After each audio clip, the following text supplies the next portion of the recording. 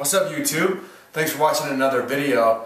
I'm making this video today as a direct response to some questions I've been getting this week on my blog and also on some video comments. The question is, how long after eating do I have to wait before I do yoga practice? And it's a really good question. For any of you out there who have eaten a big meal and then gone and done a yoga practice at a yoga studio, or just even in your living room or in your bedroom, you know the answer to that. We all know the answer to that pretty much instinctually, but I will give you my answer to that and let you know kind of the science behind it.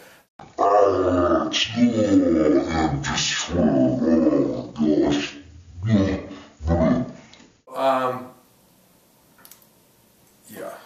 So you know the answer to that. What's it feel like if you eat too much and try to play sports?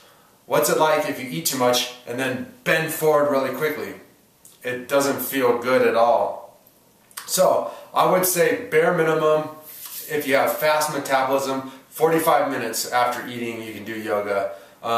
If you're eating a full meal, I would wait a couple hours, at least 2, maybe 3 hours. And if you were drinking just like some juice or had like a really light salad, I'd say, 15-20 minutes later you can do a yoga practice. There are some different factors involved. One is the type of yoga that it is. 2 is how much you've eaten and what you've eaten. And third is how fast you metabolize food. So I'll start off with the type of yoga class.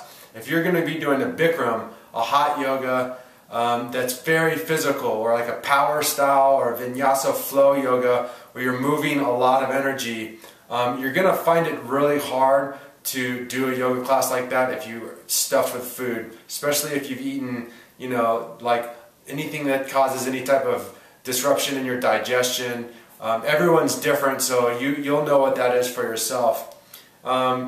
If you're taking like a restorative class or like a really gentle hatha class where it's more about alignment, then I would say you definitely don't want to go to class stuffed. And thirdly, if you are a slow digester, if your food does not move through you quickly, if it hangs around in your body for a long time, give yourself plenty of space and plenty of time to digest your food before you hit up a yoga class. You don't want to go to a yoga class feeling the food in your belly. It does not feel good. You won't get much out of your yoga practice.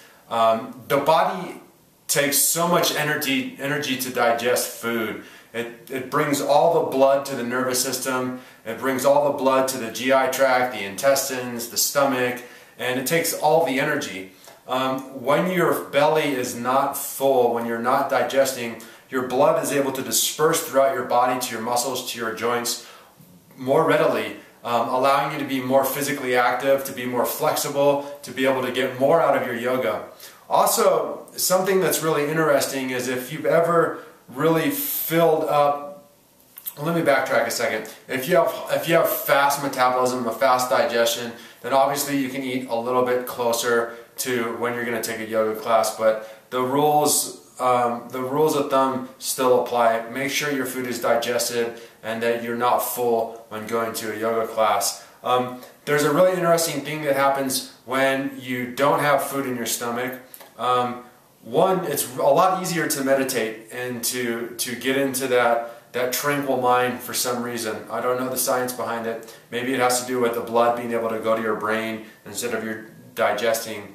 I'm not sure. And number 2, if you've ever eaten a lot and then tried to take a deep breath, it's not that hard. I mean, it's not that easy to do. It's kind of laboring. And as you know, or maybe you don't know, yoga is all about the breath. It's about riding the breath into the body and with the body so that it flows together. The breath is the most important part, and it's most impotent, and it's the most important part of yoga asana and meditation, in my opinion. So a little recap is give yourself plenty of time to digest food, plan your eating according to what type of yoga you're going to do, and understand what type of metabolism and digestive strength that you have. allow your body to be as empty as possible, I think a great time to practice yoga is first thing in the morning. My trick is wake up in the morning, have a little bit of hot water and lemon, and then practice yoga. Or wake up in the morning and have a little bit of mint tea or green tea, whatever your fix is. I wouldn't recommend coffee, but some type of healthy tea, and then do your yoga practice and just see how it feels. The most important thing is to get on the mat and give yourself that time every day to give your body what it needs. And remember that every day your yoga practice is going to be different. Listen to your body, it will tell you what it needs. So thanks for watching this video. It was just a quick one. I hope that answered the question. If not, leave me a comment below and I can give you more clarification. But for now, thanks for watching.